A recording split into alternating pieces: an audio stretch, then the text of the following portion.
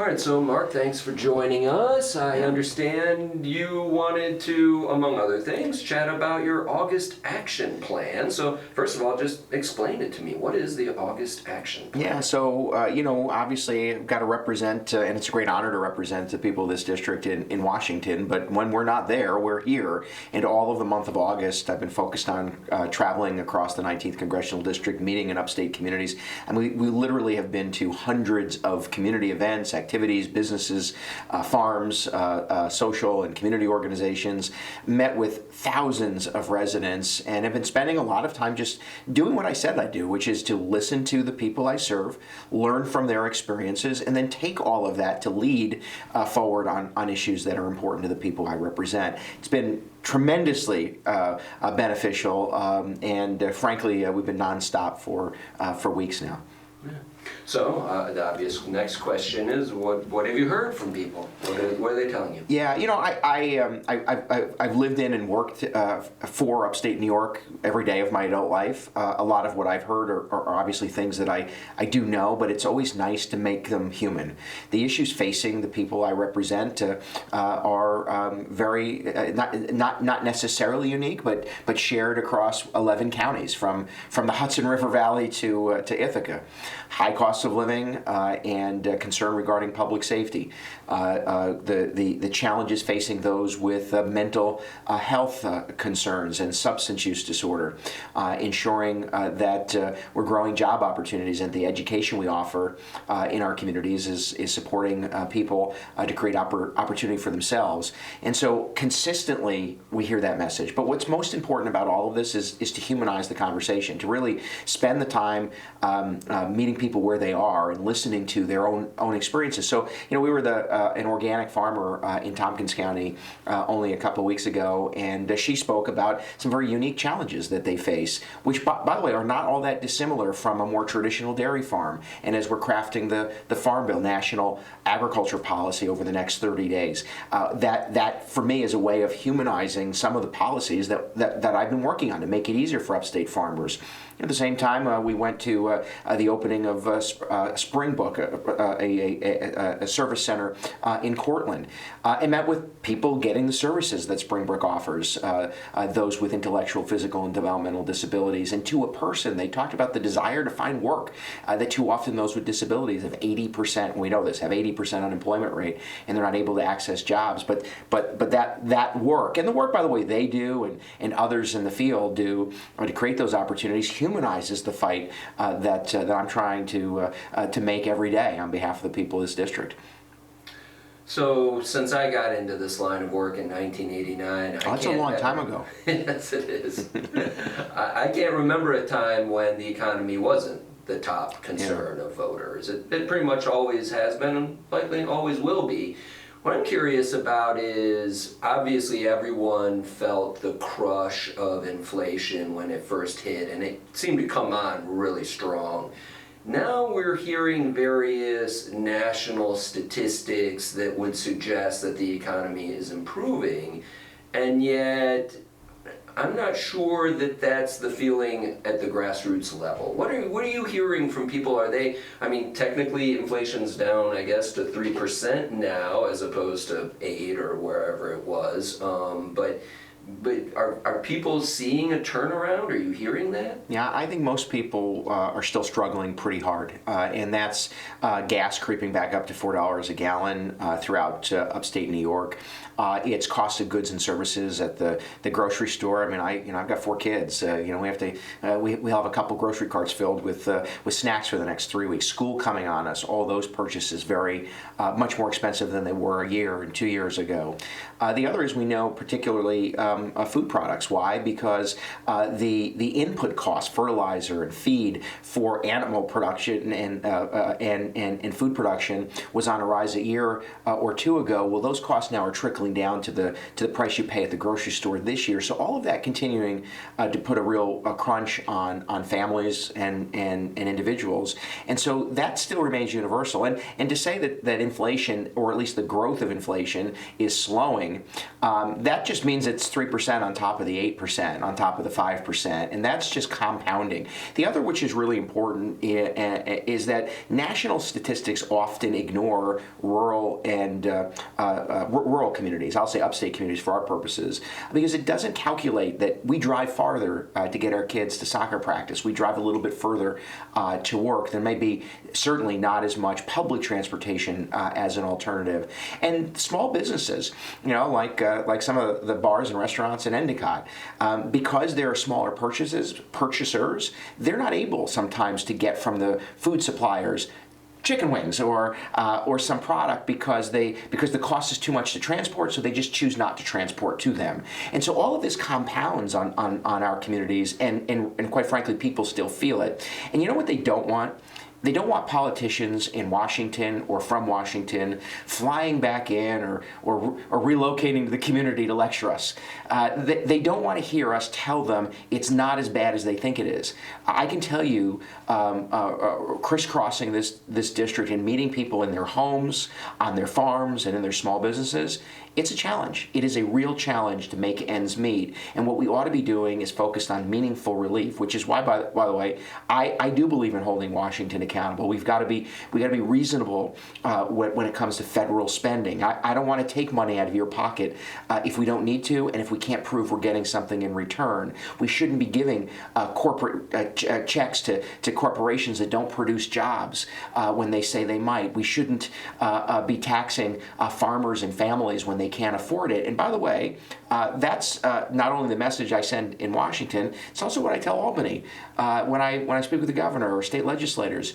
This part of New York, Binghamton, Broome County, the Southern Tier, and of course the areas of this district I represent, Central New York, Hudson Valley, Catskills, we shoulder the highest burden of taxation of any people in America because of the compounding cost of energy and electricity costs, insurance costs in the state of New York, high property taxes, and of course Endicott and Endwell and Binghamton know the burden of high property taxes, and that's because the state government shifts its cost onto local governments, and too often the federal government turns a blind eye and lets them do it. That's not what I do.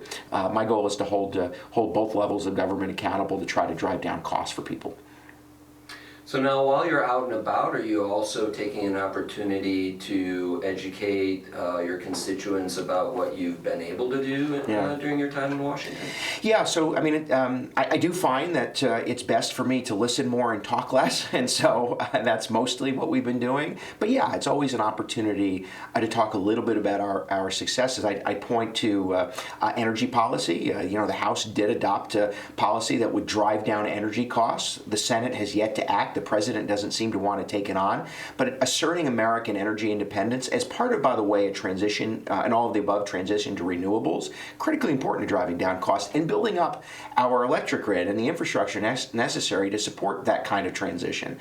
We move forward with border security, and quite frankly, we have a humanitarian crisis at our border and is being exported to communities all across the state of New York because of a failure of leadership by the president at our borders, the mayor of New York City. I mean, we couldn't be much further from New York City than we are in this part of the state, yet their decisions impacting upstate New York, and the governor not taking the appropriate step to contain the crisis in New York City instead of having it exported upstate. Well, we passed policy that would strengthen border security and address in a compassionate way asylum seeking and support migrants transitioning into citizenship, but the Senate has an act and the president doesn't want to seem to lead on that.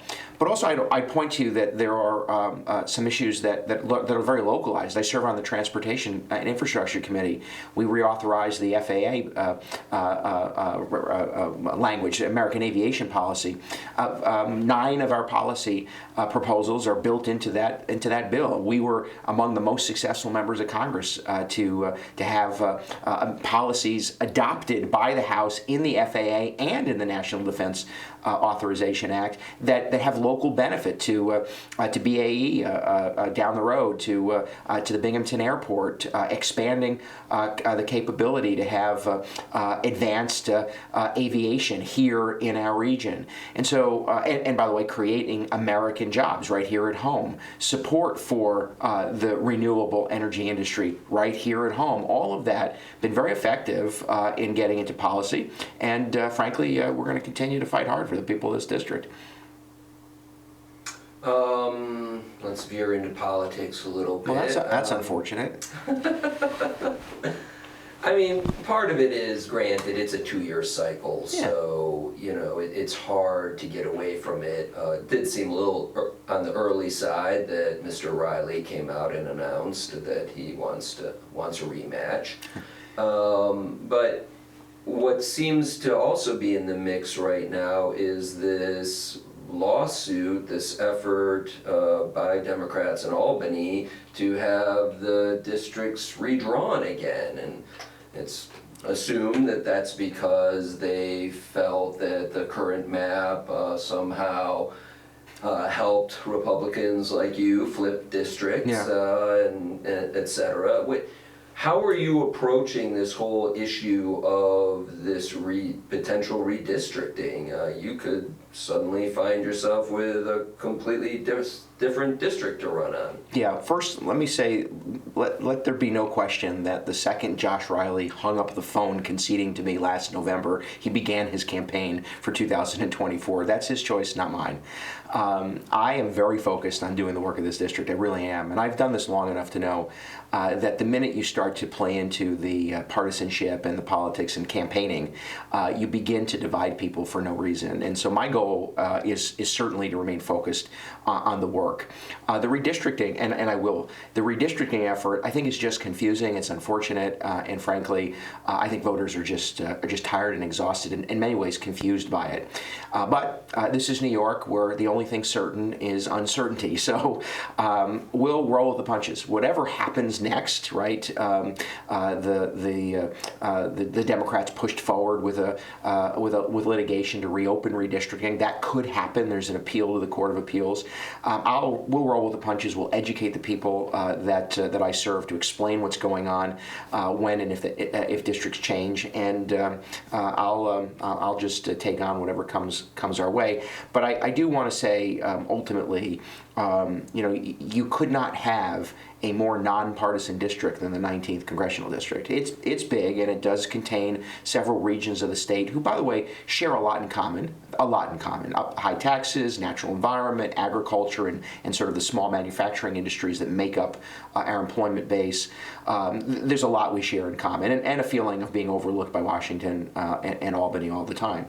But it's a nonpartisan district. I mean, it's basically 50-50. If we had more of those in America, we'd get a better product all the time. Because when you have districts like this, it forces people to really engage and to be in the community. You can't just move in and decide to run. You can't just send out a press release or tweet something or whatever we call them these days, post something. You have to actually be engaged with people, and that's what I do. I try to fly well below the radar in meeting people where they are, driving the streets, walking the communities. A year ago, in fact, just a year ago, I walked through what they refer to as the jungle, the homeless encampment in Ithaca, New York. I don't know how many members of Congress or candidates for Congress do that, because I wanted to see it firsthand. I spoke to city council city council members, met with the police department, talked to individuals living with substance use, living in tents in the community. Why? Because I think you need to understand what they're dealing with all of them in order to confront problems. That's what I do every day. What somebody else does and how they raise money and who they campaign with is their problem and their decision. For me, I have the greatest honor of a lifetime, and we are at a pivotal moment in American history. And right now, the people of this district need somebody who is laser focused on the challenges they face. All right, one other political you could try again. Is obviously there was a big debate the other night. Is there a current Republican candidate that you are supporting and endorsing? Yeah, no. President? No. That's the other thing I've learned. The presidential politics will creep up on us very, very quickly, and we've seen it. And by the way, America deserves a robust debate. Americans in both political parties deserve and should be looking inward. Is this campaign about the people, or is it about the politicians? Will the next president be focused on how to improve and enhance America for the people who live here, or focused on their own self-interest. And so from my perspective, I'll get to that point where I have an opinion on presidential politics. It's just not now. Because frankly, I think the people I serve deserve me to be focused on the issues they care about. But I will say, as a student of politics and somebody who truly loves this country and loves public service, America is at a point today where whoever seeks to lead us ought to attempt to send a message that we expect government to respect the people it serves, to be held accountable, and that we're building a better tomorrow than the today we have. If Donald Trump is the nominee, will you support him? I'm going to let that play out. My expectation is that the Republican voters will decide who our candidate is, and when we get closer to that time, I'll make my opinions known. But I think at this point, if I start having these conversations, they'll never stop. Gotcha. All right, we'll move off of politics. I know that an issue that is very close to you personally and one that you've worked on a lot is disability rights and support for families that have differing abilities, Yes. let's say. Yeah. Talk to me a little bit about any progress you've been able to make in that regard. Yeah, so within the National Defense Authorization Act, we actually were able to assert policy that would assist military families with children with disabilities and living with different abilities to ensure they have access to services and support. As you likely know, I've secured bipartisan support for several pieces of legislation that will move through the House to ensure advocates at the table for IEP meetings. Those parents at home know exactly what I'm talking about. If you have a special education meeting, you have a right to have a third-party advocate with you to be sure that you know what services exist and really demand school districts pay attention. Many do, but pay attention to the issues and the services that a child deserves. Within the Farm Bill, I'm expecting that we'll be able to expand what's referred to as agriability. For us, it's the Think Differently Agriculture Accessibility Act. Okay, my apologies, Mark. Our battery ran out there. Let's pick it up with your plans for next week with your Think Differently Day, and then also what you have going on today in terms of having an open house. Sure. So, we held a very successful Think Differently Field Day in the east end of this district. Next week we'll be in Vestal with another Think Differently Field Day. It's a great day out at the park for individuals and families with individuals with intellectual, physical, and developmental disabilities. But it's mostly to ensure that with service providers that there's connection. So there'll be fun activities, but there'll also be opportunity to learn about what services are offered, what rights individuals have, and to try to make those connections. Too often those with disabilities, and certainly the families that support them, just have lack of opportunity, whether it's, by the way, the lack of funding for direct care staff that will help provide life-affirming support, or moms and dads who frankly, can't work 9 to 5 and provide those services, because guess what? The service providers work 9 to 5 too. And so we try to create every opportunity we can to make those connections. It's something that I think is critically important, and families need to know that we're standing shoulder to shoulder with them, advocating for them. So I'm hopeful people will participate, and we're going to continue to do this, create every opportunity for those with disabilities to know that they have somebody fighting for them. Now, today, we're hosting another open house. We have 2 main offices, although the principal office is here in Binghamton. This is an 11-county district that stretches from Massachusetts to Ithaca. We held our open house last week in Catskill, New York, where our other district office is. I just want people to know that I am approachable. I say this all the time. If I'm out at a restaurant, someone will say, well, you probably don't want to be bothered. And my wife and I will say, if I'm out, I want to talk to people. If we don't want to talk to people, we don't come out. And so I am always very conscious about being approachable and accessible, regardless. And that may be people who want to complain and be very pointed in their comments, and that's fine. It may be people who have a simple question about what service or some concern that they may have, and somebody may just have some comment they want to make. I want that to be in every venue, in every opportunity. So having an open house means this is your office. We want you to know the people who work with me. I want you to be able to interact with us. I want you to know that we're working for you. And the people that work for me and with me in our offices, I say this to them, and I say it to you and the people I serve. We don't ask you what your political affiliation is. We don't ask you who you voted for. We don't ask you what your ideology is, how long you've lived someplace, who you pray to, who you love, who you believe you to be. We simply ask, how can we help you? That is the responsibility of a public official. It is a responsibility of a representative of Congress, and it is something that I will work every day to uphold. Great. All right, is there anything else that we didn't cover that you'd like to? I don't think so, do you? I think we're good. All right, thanks. Thanks.